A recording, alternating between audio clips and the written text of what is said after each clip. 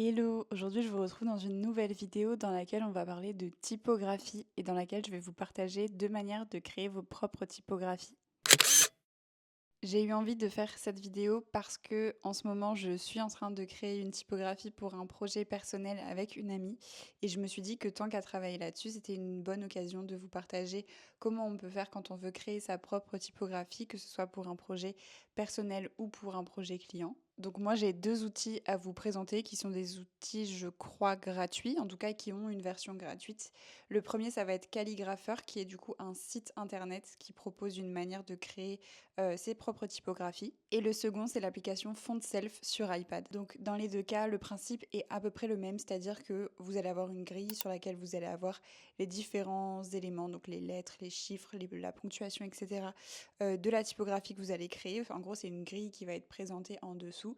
Et vous, par-dessus, vous allez venir tracer vos propres lettres et créer une typographie qui vous plaît et qui correspond à ce que vous souhaitez. Ça peut être utile de créer sa propre typographie, soit quand on a quelque chose de vraiment particulier en tête et qu'on ne le trouve pas et que du coup on a envie de le faire soi-même, soit parce qu'on a envie de faire une typographie soi-même tout simplement, ou dans certains cas, si par exemple vous voulez un certain type de typographie mais qui coûterait très très cher à acheter, peut-être que vous avez la possibilité d'en faire une un petit peu plus personnelle.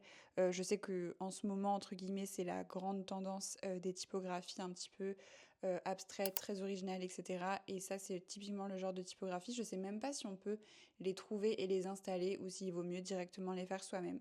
Donc en tout cas, il y a pas mal de cas dans lesquels on peut avoir besoin de créer sa propre typographie. Moi, pour mon exemple, c'est parce que je veux tout simplement en fait imiter ma propre écriture à la main.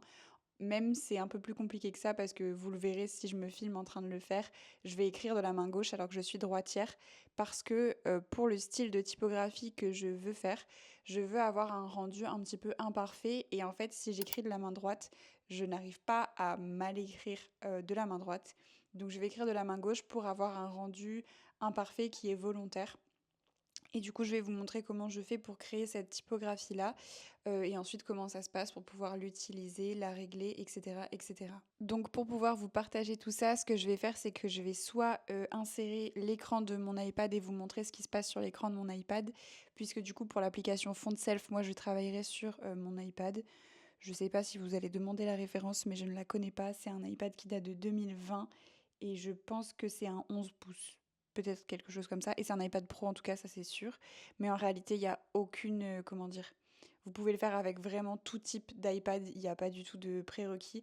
La seule chose, c'est qu'à mon avis, c'est mieux d'avoir un pencil pour pouvoir tracer les lettres comme vous voudrez. Sinon, c'est peut-être un petit peu plus compliqué. Et ensuite, l'autre version, donc l'utilisation de Calligrapher, je crois, je pense que ça pourrait se faire sur ordinateur. Je verrai si je le fais plutôt sur ordinateur ou plutôt sur la tablette. Mais le fonctionnement est un petit peu différent. Mais bon, bref, j'y reviendrai du coup au moment où j'en serai là. Donc quand on ouvre l'application FontSelf, c'est à ça qu'on a accès. Comme vous pouvez le voir ici, j'avais déjà une typographie que j'ai créée par le passé. J'aurais pu, si je voulais, du coup, prendre, je sais pas trop comment vous montrer, mais sur le haut, là où il y a écrit modèle, j'aurais pu partir de la base d'un modèle, mais moi je l'ai pas fait. Et j'ai du coup tout simplement créé ma typographie à partir d'une grille qui était présente en dessous. Donc pour vous donner un aperçu, ça ressemble à ça. Ici, on retrouve donc les majuscules, les minuscules, les chiffres et la ponctuation. Ça, c'était un test un petit peu pour voir comment l'application fonctionnait. Et donc, en gros, quand on crée, là, je suis toujours sur le pinceau, donc je pense que je peux éventuellement modifier certaines choses. Hop, voilà. Si je me mets, par exemple, je vais refaire le 7. Donc, je vais l'effacer. Hop. Et je peux le retracer par-dessus. Et donc ici, je pourrais venir sélectionner quel type de pinceau je veux. Est-ce que je veux qu'il soit plus ou moins épais, plus ou moins rond, etc., etc. Donc là, il y a plein de paramétrages possibles.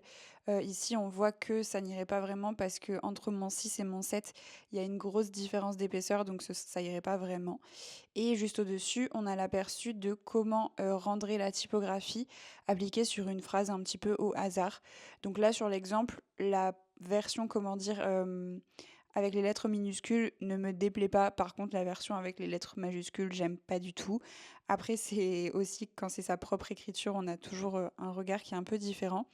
Et une chose que je remarque, et je pense que ça vient du fait que vous voyez, on a des lignes ici qui apparaissent. Et quand on regarde le E minuscule dans le mot the, on voit que le E est très haut. Et c'est tout simplement parce qu'en fait, par rapport aux autres lettres, il n'est pas assez placé en bas. Donc ici, je pourrais prendre ma flèche et le rapprocher de la ligne du bas, ce qui fait que vous voyez, ça fait directement des modifications sur la partie au-dessus, où on peut avoir un petit aperçu de à quoi la typographie va ressembler. Et c'est la même chose pour la lettre L. Je pense que celle-là, je vais la refaire. Tac. Et bien la faire partir d'en haut jusqu'en bas. Et j'ai maintenu pour que ça me fasse un trait bien droit. Et du coup, ça remplace directement dans ma typographie au-dessus. Et même chose, ici, le trait est un petit peu trop fin par rapport aux autres lettres. Mais de toute façon, c'est juste un exemple. Ensuite, ce qu'on peut également changer, ça va être par exemple l'espace entre les mots et l'espace entre les lettres. Donc voilà, il y a plein d'ajustements qui sont possibles de faire pour avoir une typographie qui va plus ou moins correspondre à ce que vous voulez. Par rapport aux typographies manuscrites, j'ai jamais essayé d'en faire. Je pense que c'est entre guillemets encore plus compliqué pour avoir les bonnes ligatures et jointures entre les différentes lettres d'une typographie. Je pense que si ça me plaît et si j'aime bien créer des typographies, peut-être que je m'entraînerai à faire ce genre de choses. Mais pour le moment, je suis pas du tout là-dedans. Là, je le fais parce que pour un projet spécifique, j'aimerais avoir une écriture très spécifique, mais c'est pas dans mes habitudes de créer des typographies, même si ça pourrait le devenir. Donc en tout cas, voilà, ici on n'est pas sur une typographie manuscrite, donc il y a moins de soucis au niveau des jonctions entre les lettres, mais il y a quand même cette possibilité donc de jouer sur l'espace entre les lettres selon le rendu final qu'on veut avoir, et l'espace entre les mots qui va aussi un peu jouer sur la lisibilité de la typographie.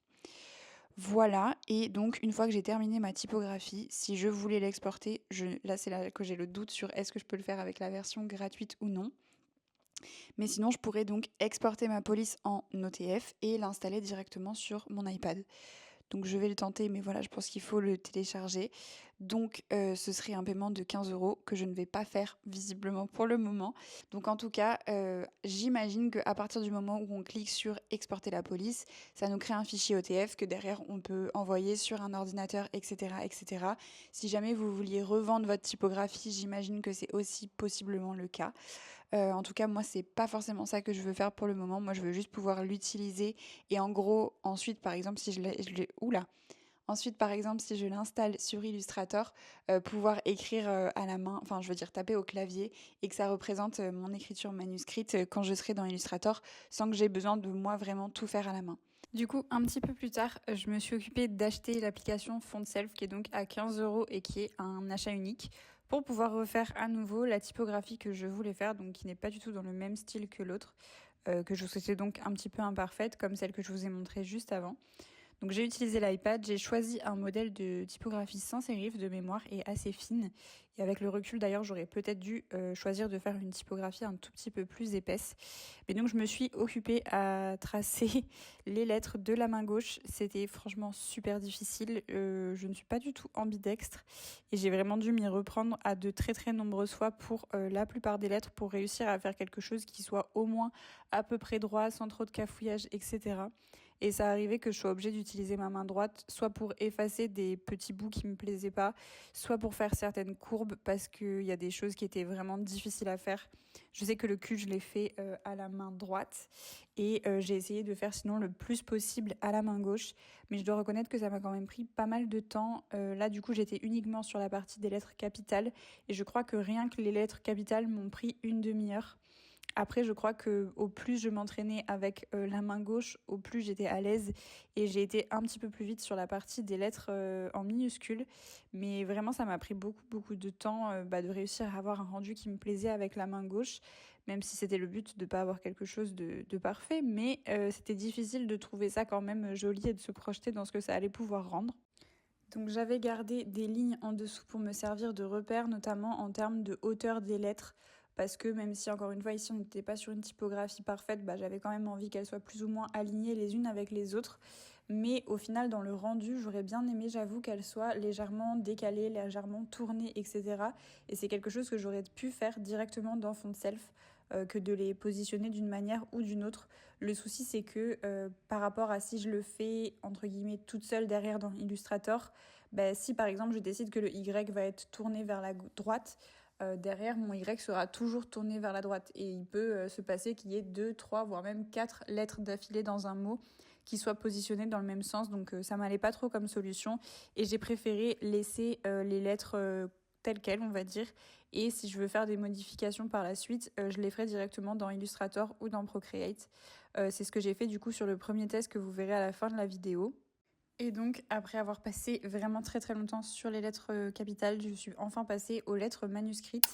J'ai pas forcément toujours suivi à la lettre, entre guillemets, sans mauvais jeu de mots, les formes de lettres que l'application me recommandait. Parce que par exemple, le A minuscule, je savais que je voulais pas le faire de cette manière-là. Le L et le M, idem. Donc c'est ma typographie de toute façon, donc je faisais bien comme je voulais. Et je suis allée jusqu'au bout des lettres minuscules, sachant qu'il restait encore derrière à faire tous les chiffres et toute la ponctuation.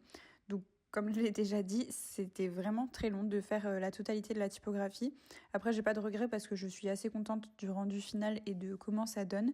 Mais par contre, faut bien garder en tête que ça prend beaucoup de temps et c'est d'ailleurs pour ça qu'il y a des gens dont c'est le métier, parce que c'est très très long à faire. Sur la fin, je dois reconnaître que j'en avais un petit peu marre, donc tout ce qui est ponctuation et chiffres, je sais que je les utiliserai pas pour l'utilisation que je prévois de faire de cette typographie. Donc j'ai un petit peu bâclé la fin pour que ça se termine et que je puisse passer à l'export de la typographie et commencer à l'utiliser. Du coup, avant ça, je me suis occupée de régler le crénage, donc l'espace entre les lettres, et j'ai fait en sorte qu'il soit légèrement plus petit parce que c'est comme ça que je voulais que soit faite ma typographie. Ensuite, je me suis occupée de l'exporter et j'ai pu lui donner un nom. Donc j'ai choisi de l'appeler Ilargi Taldea, comme le nom de cette chaîne YouTube. Ce sera le nom de ma première typographie. Et ensuite, j'ai pu me l'envoyer du coup sur mon ordinateur, l'installer sur mon ordinateur et l'essayer sur Illustrator. Donc taper un texte et choisir ma typographie dans la liste des typographies qui étaient accessibles et voir ce que ça donnait du coup sur le texte que j'ai écrit dans Illustrator. Ensuite, la seconde méthode, ça va être d'utiliser le site web Calligrapher, donc je vais vous mettre à l'écran aussi. Je ne l'ai pas encore testé pour le moment, j'avais juste été dans les premières étapes. Mais donc, ce que j'avais déjà fait, c'est donc créer un modèle et imprimer-le. Ils disent créer un modèle parce qu'en fait, il y a la possibilité de personnaliser qu'est-ce qu'on va inclure dans notre typographie. Donc en fait, quand vous lisez là, ça nous dit que pour une version gratuite, on peut avoir seulement 75 caractères dans une police. Donc moi, ce que j'avais fait, c'est que la grille que j'ai téléchargée, j'avais retiré tous les, les majuscules avec les accents qui sont pas les lettres qui servent le plus, et j'avais retiré par exemple le O avec les accents, etc. Ça, c'est pas des choses forcément indispensables, donc j'avais retiré ça et je sais plus exactement ce qui est resté, mais en tout cas j'étais passée sous les 75 caractères. Et quand on regarde dans la version minimale anglais, c'est aussi ce qui se passe, on a seulement 60 caractères pour du coup correspondre à cette version gratuite. Et d'ailleurs, si vous avez l'habitude de télécharger des fontes gratuites, je pense que vous avez déjà remarqué ça, que souvent, vous avez la possibilité d'avoir accès à la plupart des lettres, mais que par exemple, un E accent aigu ou autre, ils vont pas être compris dans la typographie, parce que déjà, dans les pays anglophones, il n'y a pas ces lettres-là, c'est plus dans... en tout cas, en France, on a et en français, on a ces lettres-là, mais sinon, on les a pas forcément. Et du coup, ce que je voulais vous montrer, c'était l'aperçu de ma grille, sachant que c'est aussi possible de la personnaliser et de choisir comment elle va être affichée. Donc ça, c'est un exemple d'une des grilles que j'avais téléchargées. Donc on retrouve un peu le même principe avec en gros les lignes qui servent à être des repères pour que toutes les lignes soient positionnées à la même hauteur, qu'elles aient la même taille, etc., etc. Et on va avoir en arrière-plan, on n'est pas obligé de le faire, on peut activer ou désactiver cette option, mais la lettre qu'on va venir retracer. Donc ici, toutes les majuscules, la ponctuation restante et les lettres minuscules ici. Et donc le principe, c'est que ça, on peut aussi le faire en faisant une typographie à la main, c'est-à-dire que c'est un papier qui est fait pour être imprimé, cette feuille-là que je vous présente. Et vous voyez ici, en fait, il y a le truc de scan qui précise que derrière, vous allez scanner votre papier sur lequel vous allez avoir fait votre typographie et vous allez le réimporter dans le site Calligrapher, et c'est à partir de ça que ça vous créera votre typographie. Juste pour vous montrer l'autre exemple de feuille qu'on peut avoir, ici pour le coup on n'a pas les lettres en arrière-plan. Et donc la première possibilité, ça serait donc soit d'imprimer cette feuille, de le faire à la main et de la scanner, mais ce serait aussi possible tout simplement d'ouvrir cette feuille-là dans Illustrator et de venir faire donc soit à la main par exemple avec l'outil crayon, soit de venir dessiner vous-même votre typographie par-dessus du coup cette feuille PDF, soit éventuellement de repartir d'une base très très neutre et d'une typographie pour laquelle on a les autorisations de faire des modifications. J'ai plus de noms en tête, mais par exemple, je sais qu'il y a beaucoup de typographes, mais du coup j'ai un doute et j'ai peur de dire une bêtise. Je crois qu'il y a des typographes qui travaillent avec Helvetica comme base, parce qu'Helvetica est une typographie vraiment très très commune et très très basique, on va dire, et sur laquelle du coup il est facile de venir faire pas mal de modifications. Donc une possibilité, en gros, faire une typographie à partir d'une typographie modifiée, ça peut vous permettre d'enregistrer entre guillemets les modifications que vous avez faites pour pouvoir les utiliser de manière récurrente avec une typographie. Par exemple, moi quand je fais un logo, je vais personnaliser et modifier les lettres, mais je ne vais pas en créer une typographie parce que je sais que j'en ai besoin que pour le logo du client en question. Alors que si jamais je voulais que ces personnalisations-là, elles soient dans une typographie pour que derrière on puisse réutiliser la typographie avec toujours les mêmes modifications sur les lettres, là ce serait intéressant de faire une typographie, de la créer soi-même. Donc bref, tout ça pour dire que c'est possible soit de le faire depuis Illustrator, soit de le faire à la main et de scanner du coup la feuille sur le site Calligrapheur. Et ce serait aussi possible d'envoyer ce PDF-là sur une tablette pour tracer par-dessus comme on l'a fait pour l'application FontSelf et ensuite de venir réimporter le PDF dans Calligrapheur. Et voilà, ça va être tout pour cette vidéo. J'espère que ça vous aura plu et que ça vous aura intéressé de parler typographie et comment est-ce qu'on peut créer ses propres typographies pour des projets personnels ou pour des projets clients. Si vous avez des questions sur ce sujet-là ou sur d'autres sujets, n'hésitez pas à les mettre dans les commentaires, je vous répondrai avec plaisir. Et puis pensez aussi à laisser un pouce sous la vidéo et à vous abonner à la chaîne. Je vous remercie d'avoir regardé cette vidéo jusqu'au bout et je vous dis à très bientôt. Ciao!